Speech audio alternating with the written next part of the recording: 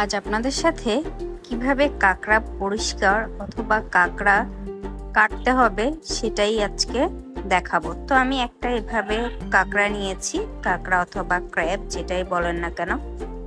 তো এই যে এইটা হচ্ছে আমি এই পাশ থেকে ঠিক বড় বড় যেই হাতগুলো আছে বা হাত পা গুলো আছে এগুলো আস্তে আস্তে এভাবে খুলে নিব। তো দেখতেই পাচ্ছেন আমি আস্তে আস্তে সবগুলো হাত পা খুলে নিয়েছি।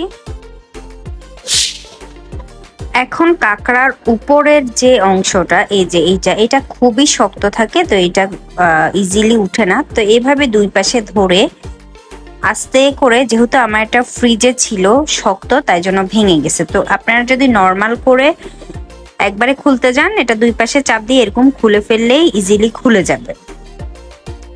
এরপর হচ্ছে পছন্দ মতো টুকরো করে নেবেন। এই যে কাঁকড়ার ভিতরে যে কালো কালো অংশগুলো আছে এগুলো ফেলে দিবেন। এগুলো ফেলে দিয়ে দেন ভালো করে পরিষ্কার করে নিতে হবে।